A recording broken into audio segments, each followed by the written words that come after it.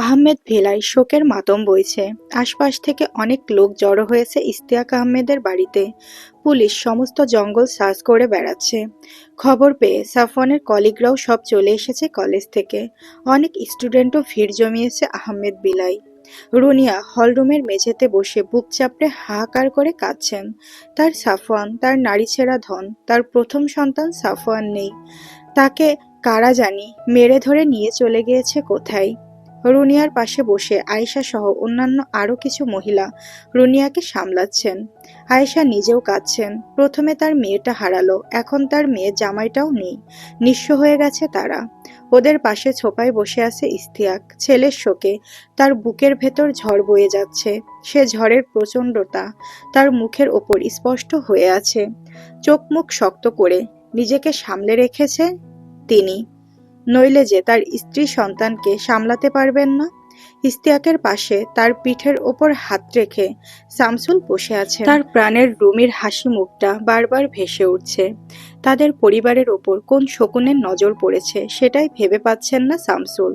কোন পাপের কারণে আজ তাদের দুই পরিবারের এমন বিচ্ছিন্ন অবস্থা তা তিনি ঠাহর করতে পারছেন না। শাফিন বসে আছে বাবার অন্য পাশে। রাফসান ধরে রেখেছে ওকে। দূর থেকে প্রাণপ্রিয় ভাইয়ের মাটিতে পড়ে যাওয়া নিথর দেহ দেখার পর থেকে আর ঠিক নেই ও। গতকাল রাতে সাফওয়ান ওকে পালাতে বলার পর ও ছুটে পালিয়ে যায়, কিন্তু একেবারে চলে যায় না। ওই লোকগুলোর থেকে একটা নিরাপদ দূরত্বে গিয়ে গাছের আড়ালে দাঁড়িয়ে থাকে ও। ভাইকে একা ছাড়ার সাহস হয় না ওর। কিন্তু ওরা সাফওয়ানকে শুট করার পরই শাফিন দিশেহারা হয়ে ছুটে যায় বাড়ির দিকে সাহায্য পাবার আশায়। রাফসান জঙ্গলের ডোবার কাছটাতে দাঁড়িয়েছিল সাফওয়ানের অপেক্ষায়, কিন্তু শাফিনকে এইভাবে ছুটে আসতে দেখে ও শাফিনের দিকে এগিয়ে আসে। কিন্তু শাফিনের পর যা বলে তা শুনে ওর আত্মা ঠান্ডা হয়ে যায়।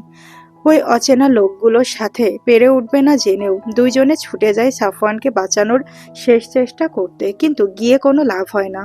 ওরা যাওয়ার আগেই সেই অচেনা লোকগুলো সাফওয়ানকে নিয়ে একদম হা হয়ে যায় যেন।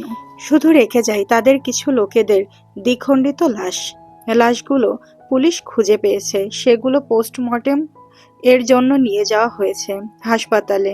লাশগুলোর একটাও দেশি নয়, সবাই বিদেশি। ওদের পরিচয় এখনো জানা যায়নি, যার কারণে তারা কোন দেশ থেকে এসেছে সেটাও বোঝা যাচ্ছে না। পুলিশ ধারণা করছে যারা সাফওয়ান আহমেদকে নিয়ে গেছে তারা হয়তো রুমাইশা কাদেরকেও নিয়ে গেছে।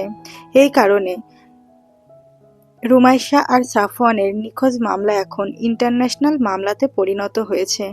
যশোর আদালত থেকে সেটা ঢাকা সেন্ট্রাল হাইকোর্টে চালান করা হয়েছে। পরিস্থিতি ঠিক কী দাঁড়াবে তা কেউ ধারণা করতে পারছে না। আহমেদ ভিলা এখন পুলিশ, বিভিন্ন উচ্চপদস্থ কর্মকর্তা সহ সাধারণ জনগণের কারণে লোকে লোকারণ্য হয়ে গেছে। কারণ সাফওয়ান যে স্বাভাবিক কেউ ছিল না সেটা জানাজানি হয়ে গেছে। গতকাল ঢাকা থেকে একদল পুলিশ ফোর্স এসে জিজ্ঞাসাবাদ করেছে ইশতিয়াক আহমেদকে সবাইকে। এক বিন্দু পরিমাণ সত্যিও গোপন করতে নিষেধ করেছে তারা, কারণ সাফওয়ানকে খুঁজতে হলে তাদের সব সত্য জানা প্রয়োজন। কোনো একটা তিল পরিমাণ তথ্য মিসিং হলেও তাদের পক্ষে সাফওয়ানকে খুঁজে পাওয়া টাফ হবে। আর তাদের কথা শুনেই রুনিয়া আর ইশতিয়াক সাফওয়ানের ব্যাপারে সব সত্য বলতে রাজি হয়ে যান। শাফিন আর রাফসানের জোরালো বারণ শর্তেও কিন্তু রুনিয়া আর ইশতিয়াক পুলিশ ফোর্সকে সাফওয়ানের শারীরিক কন্ডিশনের কথা বলার আগে বলে নিয়েছে যে ব্যাপারটা খুবই গোপন এবং এই কথাটা যেন একমাত্র যাদের জানালেই নয় তাদেরকে ছাড়া কাউকে জানানো না হয়। স্পেশাল ফোর্সও ইশতিয়াকের কথায় সম্মতি জানিয়েছেন, কিন্তু তাদের ভেতর থেকে কেউ একজন বিশ্বাসঘাতক টাকার লোভে এই গোপনীয় খবরটা সংবাদ মাধ্যমের কাছে জানিয়ে দিয়েছে। আর সেটা নিয়েই পুরো দেশ জুড়ে হচ্ছে তোলপাড়। আর এখন কলেজের শিক্ষকগণ সহ শিক্ষার্থীরাও জেনে গেছে তাদের সাফওয়ান স্যার কেন এমনভাবে চোখমুখ ঢেকে চলাফেরা করত, আর কেনই বা সশরীরে ক্লাস না নিয়ে অনলাইনে ক্লাস নেওয়াকেই বেছে নিয়েছিল। চারিদিকে সাফওয়ানকে নিয়ে গুঞ্জন শোনা যাচ্ছে, সেই সাথে সাফওয়ানের স্ত্রী হওয়ার সুবাদে রুমাইশাকে নিয়েও জল্পনা কল্পনা শেষ হচ্ছে না। কিন্তু পাবলিক তখনও জানতো না যে সাফওয়ানের ভেনোমাস এবং তার দাঁতের ভেনম বিশ্বের সবচাইতে বিষাক্ত ভেনমগুলোর একটা। এই খবরটা চাপাই ছিল, কিন্তু বাংলাদেশ পুলিশের স্পেশাল ফোর্স সাফওয়ানের ব্যাপারে ভালোভাবে খোঁজ খবর নিতে সিঙ্গাপুরে যোগাযোগ করে। আর তারপর খোঁজ খবর নিতে নিতে তারা একটা চাঞ্চল্যকর তথ্য পায় যে সাফওয়ান একাডেমিক্যালি বোটানি নিয়ে পড়াশোনা করলেও পার্সোনালি তার রেপটাইল নিয়েও ছিল ব্যাপক পড়াশোনা। সেই সাথে সে একজন কেমিস্ট, যে খবর হাতে গোনা কয়েকজন ছাড়া আর কেউই জানতো না। ইভেন তার সেখানে নিজস্ব ল্যাবও ছিল। আর এরপর আরও খোঁজ খবর নিয়ে জানতে পারে সাফওয়ানের সেই ভয়ঙ্কর তথ্য। সাফওয়ান একজন প্রফেশনাল হিটম্যান এবং তার কিলিং স্টাইল হলো বডি পার্টস টেনে ছিঁড়ে বা কেটে আলাদা করে ফেলা, নয়তো চরম বিষাক্ত ভেনমের ব্যবহার, যে ভেনম শুধুমাত্র তার নিজের শরীরেই পাওয়া যায়। এছাড়া পৃথিবীর আর কোথাও এই ভেনমের কোনো অস্তিত্ব নেই। খবরটা জানা মাত্রই সন্দেহবশত তারা যশোর পুলিশ ফোর্সের সাথে যোগাযোগ করে এটা জানার জন্য যে বডি পার্টস ছিঁড়ে বা কেটে যশোরের কোনো একজনের মৃত্যু হয়েছে কিনা।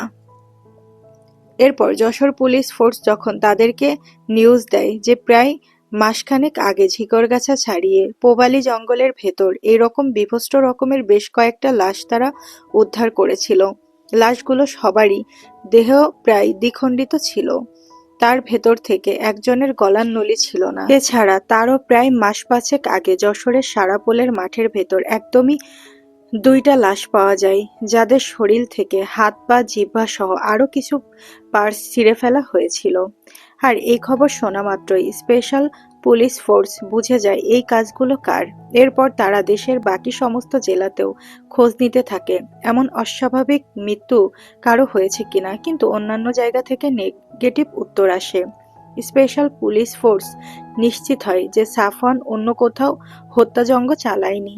কিন্তু এই খবরটা গোপন রাখতে চাইলেও সেটাও আর চাপা থাকে না। স্পেশাল ফোর্সেরই একজন আবারও এই গোপন খবরটা পাবলিকের কাছে বলে দেয়। আর কিছুদিনের ভেতরেই এই বিভৎস তথ্যটা সারা দেশের মানুষের মাঝে ছড়িয়ে যায়।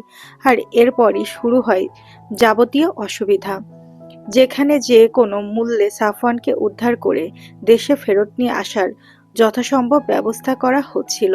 সেখানে মানুষ এখন সাফওয়ানকে মোটেও দেশে দেখতে চায় না।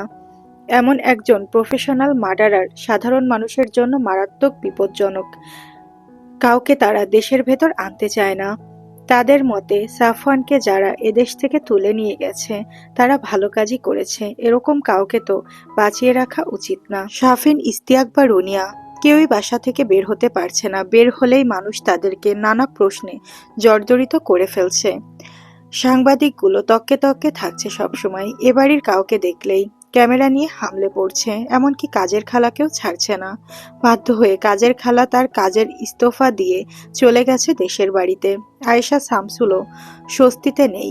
এলাকার মানুষ নিউজে রুমাইশাকে দেখার পর থেকেই বিভিন্নভাবে তারা রুমাইশা সহ সাফওয়ানকে জড়িয়ে নানা কটু কথা শোনাচ্ছে। আর সাফওয়ানের মতো এমন বিপজ্জনক কারোর সাথে মেয়ে বিয়ে দেওয়া নিয়ে শামসুলকে প্রতিনিয়ত কথা শোনাচ্ছে মানুষ। লোকটা যে মেয়ের জামাইয়ের শোকে পাগল, প্রায় সে কথা কারো মাথাতে আসছে না। রাফসান আবার রাজশাহীতে ফিরে গেছে। চারপাশে এত চাপ ও আর নিতে পারছে না। সাফওয়ানের সাথে সাথে রুমাইশাকে খোঁজার চেষ্টাও বাদ দিয়েছে পুলিশ। সে যে নির্দোষ সে কথা কারো মাথাতেই আসছে না। দেশবাসীও এই বিষয় নিয়ে উচ্চবাক্য করছে না। রাজশাহীতে ফিরে যাওয়ার আগে রাফসান শামসুলের সাথে থানায় ধর্ণা দিয়েছিল প্রায় 1 সপ্তাহ, কিন্তু পুলিশ কোনো ধরনের কোনো স্টেপ নিতে পারছে না বলেছে। রাফসান এতবার করে তাদের বোঝাতে চেয়েছে যে রুমাইশা নির্দোষ আর সে দেশের থাকতে পারে। পুলিশ যেন তাকে অন্তত খুঁজে বের করার চেষ্টা করে, কিন্তু কেউই তার কথা শুনতে রাজি নয়। ক্ষোভে দুঃখে তাই আবার রাজশাহীতে ফিরে গেছে রাফসান। রুমাইশা হারিয়ে যাওয়ার কিছুদিন পর রুমাইশার ভিসা হয়েছিল। সেই ভিসার কাগজপত্র আর রুমাইশার পাসপোর্টটা নিজের সাথে করে নিয়ে গেছে ও। রুমিকে ও একাই খুঁজবে, ওর কারোর প্রয়োজন হবে না, সেই মনস্থির করেই ও ফিরে গিয়েছে। আহমেদ ভিলাই রুনিয়া কান্নাকাটি করতে করতে চোখের পানি প্রায় শুকিয়ে ফেলেছে। এর আগে ছেলেকে ফিরে পাওয়া যা একটু আশা ছিল, সেও এখন দেশের মানুষের জন্য বরবাদ হয়ে গেল। নিজের সন্তানকে চাইলেও আর কখনো দেখতে পারবে না ভেবে সারাটা দিন কান্না করে করে জায়নামাজে ভেজাচ্ছেন তিনি, আর মহান আল্লাহর কাছে নিজের গর্ভের সন্তানকে ফিরে পাওয়ার জন্য ফরিয়াদ করছেন। ইশতিয়াক আহমেদ মাঝে মাঝে এসে স্ত্রীকে সান্ত্বনা দিচ্ছেন, কিন্তু তিনি নিজেও ভেঙে পড়েছেন বলতে গেলে। সাফওয়ান তাদের প্রথম সন্তান, তাদের ভালোবাসার চিহ্ন, যাকে পেতে গিয়ে কতই না কষ্ট সহ্য করতে হয়েছে তাকে আর তার স্ত্রীকে। সেসব কিছুই ভোলেননি ইশতিয়াক। সাফওয়ানকে জন্ম দিতে গিয়ে রুনিয়ার সেই মর্মর অবস্থার কথা আজও ইশতিয়াকের মাথার ভেতর ঠোক্কর খায়। আর আজ তাদের সেই বিপুল সাধনায় প্রাপ্ত সন্তানকে ফিরে পাওয়ার জন্য আবারও কতই না সংগ্রাম করতে হচ্ছে। শাফিনের এইচএসসি পরীক্ষা শুরু হয়ে গেছে কিছুদিন আগে থেকে, কিন্তু এত সব বিপদের ভেতর দিয়ে জীবনের এমন গুরুত্বপূর্ণ একটা ফেজ পার করা ওর জন্য খুব কঠিন হয়ে যাচ্ছে। নিজের প্রাণপ্রিয় ভাই, সেই সাথে তার অতি আদুরে রুমি আপু, দুজনকেই হারিয়ে শাফিন যেন একটা ঘোরের ভেতর থাকছে সবসময়। রোবটের মতো নিজের দৈনন্দিন কাজকর্মগুলো শেষ করছে ও আজকাল। অনুভূতিশূন্য মানুষের মতো রাস্তা দিয়ে হাঁটছে ও। খাওয়ার সময় কোনো রকম দুইটা খেয়ে সারাদিন রাত বইয়ের ভেতর ডুবে থাকছে। খুব প্রয়োজন ছাড়া রুম থেকে বের হয় না। মায়ের সান্নিধ্যে খুব প্রয়োজন ওর এখন, কিন্তু তার মা নিজেই ছেলের শোকে দিনাতিপাত করেছেন, তাই শাফিন চাইলেও মায়ের ভালোবাসার পরশটা পাচ্ছে না। আর বাবার ওই কষ্টভরা মুখের দিকে তো তাকানোই যাচ্ছে না। বাবার দিকে তাকালেই চোখ ফেটে ওর পানি আসতে চায় প্রতিবার। রাফসান ভাইয়াও এসব থেকে দূরে থাকতে আর নিজেকে ব্যস্ত রাখতে রাজশাহীতে চলে গেছে। কষ্টের কথাগুলো বলার মতো আর কেউ রইল না ওর। নিজের ঘরে বসে নীরব চোখের পানি ফেলা ছাড়া আর কিছুই করার নেই। আমেরিকার ম্যাসাচুসেটস স্টেটস এর হার্ভার্ড ইউনিভার্সিটির বায়োমেডিক্যাল ইঞ্জিনিয়ারিং সেকশনের ল্যাবের একটি সিক্রেট রুমের স্ট্রেচারের উপর ঘুমিয়ে আছে সাফওয়ান। ওর হাত পা সহ দেহের আরও কিছু অংশ ধাতব চেইন দিয়ে বেঁধে রাখা স্ট্রেচারের সাথে। শরীরের বিভিন্ন অংশে আঘাতের চিহ্ন। ঠোঁটের ডান পাশটার খানিকটা কেটে গেছে, সেখানে রক্ত শুকিয়ে শক্ত হয়ে আছে। হাতের উপরিভাগের আঙুলের সন্ধিস্থলগুলো রক্তাক্ত, আর স্ট্রেচারের পাশের দেওয়াল জুড়ে হাতের মুষ্টিবদ্ধ ঘুষির রক্তের ছাপ। গত 1.5 মাস ধরে এখানেই বন্দী করে রাখা হয়েছে তাকে। ঘুমন্ত সাফওয়ানের বুক ওঠানামা করছে নিঃশ্বাসের তালে তালে। তাকে ঘিরে দাঁড়িয়ে আছে বেশ কয়েকজন ডাক্তার আর গবেষক। তারা নিচু গলায় নিজেদের মধ্যে সাফওয়ানকে নিয়ে কথা বলছে। তাদের মধ্যে থেকে মাইকেল নামের এক গবেষক বলে উঠল, হার্ভার্ড যা চাইছে তা বাস্তবায়ন করতে গেলে ছেলেটাকে মেরে ফেলতে হবে। কিন্তু একে মেরে ফেললে আমরা একে নিয়ে রিসার্চ করতে পারবো না। আবার একে নিয়ে রিসার্চ করতে গেলে হার্ভার্ড যা চাই তা পাবে না। তাহলে আমাদের এখন করণীয় কি? মাইকেলের প্রশ্নে বাকিরা চুপ থেকে কিছুক্ষণ পর উত্তর দিল। অতঃপর জর্জ নামের অন্য এক ডাক্তার বলে উঠল, এই ছেলেটাকে হার্ভার্ড আমাদের কাছে পৌঁছে দিয়েছে সেহেতু তার কাজটাই আমাদের আগে করতে হবে। আর এরপর আমরা সর্বোচ্চ চেষ্টা করব ছেলেটাকে বাঁচিয়ে রাখার। সে যদি বেঁচে থাকে তবে আমরা তার উপর রিসার্চ করব, নইলে করব না। আমরা হার্ভার্ডের ওপর দিয়ে কিছু করতে গেলে সেটা হবে ঘোড়া ডিঙিয়ে ঘাস খাওয়ার মতো। ছেলেটা তো মারা পড়বেই, সাথে সাথে আমরাও মারা পড়ব। জর্জের কথায় মাইকেল আবারও বলে উঠল, তাই বলে এমন রেয়ার কন্ডিশনের কাউকে আমরা কিছু না করেই এমনিতে মেরে ফেলবো? এমন অভাবনীয় এক সৃষ্টিকে আমরা একটু যাচাই করে দেখব না? সে একটা হাইব্রিড। আমরা যদি ওর ওপর রিসার্চ করতে পারি আর তার এই হাইব্রিডাইজেশনের ভেতরের রহস্য বের করতে পারি, তবে আমরা অবশ্যই নোবেল জিতব। কিন্তু হার্ভার্ড যা চাই তা করার জন্য ছেলেটার বিষগ্রন্থি থেকে বিষ বের করে ফেলতে হবে সব। এতে তো ছেলেটার মৃত্যু নিশ্চিত, কারণ এটা তার শরীরের একটা অংশ এবং খুবই গুরুত্বপূর্ণ একটা অংশ। মাইকেল, জর্জ আর অন্যদের ভেতরে আরও খানিকক্ষণ হার্ভার্ডের চাহিদা আর তাদের রিসার্চ নিয়ে আলোচনা হলো, কিন্তু শেষ পর্যন্ত সিদ্ধান্ত হলো হার্ভার্ডের কথাই শুনতে হবে, নইলে তাদের নোবেল যেমন তেমন প্রাণটাই হাত ফসকে বেরিয়ে যাবে, যা তারা কেউই চায় না। নিজেদের লাইফ রিস্ক রেখে কেউ রিসার্চ করবে না। একমাত্র মাইকেল লোকটা সাফওয়ানের প্রতি একটু মায়া হলো। সে চাইছে না এমন রেয়ার কন্ডিশনের এমন হ্যান্ডসাম ডুডকে মেরে ফেলতে, কিন্তু তার হাতে কোনো উপায় নেই, কারণ হার্ভার্ড খুবই নামকরা আন্ডারওয়ার্ল্ড মাফিয়া কিং। যার হয়ে একসময় কাজ করেছে সাফওয়ান, যে খুব ভালোভাবেই জানতো সাফওয়ানের এই কন্ডিশন সম্পর্কে। আর তার নির্দেশেই সাফওয়ানকে দেশ থেকে ধরে নিয়ে আসা হয়েছে শুধুমাত্র ওর ভেনমের জন্য, যার 1 মিলিগ্রামের মূল্য বিশ্ববাজারে 1 বিলিয়নের কাছাকাছি। আর সাফওয়ানের বিষ গ্রন্থি থেকে একেবারে সব বিষ বের করলে প্রায় 250 গ্রামের মতো ভেনম পাওয়া যাবে, যা দিয়ে অনায়াসেই হার্ভার্ড বিশ্বের সর্বোচ্চ ধনীদের কাতারে নাম লেখাতে পারবে।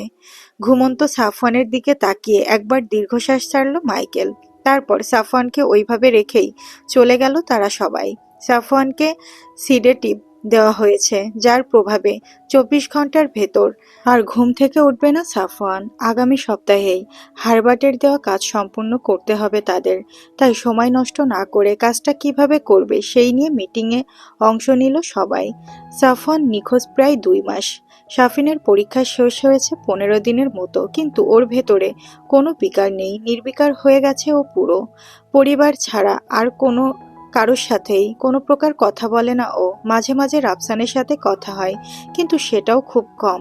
রুনিয়া এখন আগের থেকে স্বাভাবিক আছেন, কান্নাকাটি করেন না, কিন্তু নিশ্চুপ হয়ে গেছেন একদম। সাফওয়ানকে হারানোর পর থেকে ওনার মুখে আর হাসি ফোটে না, ইস্তিয়াকও তাই।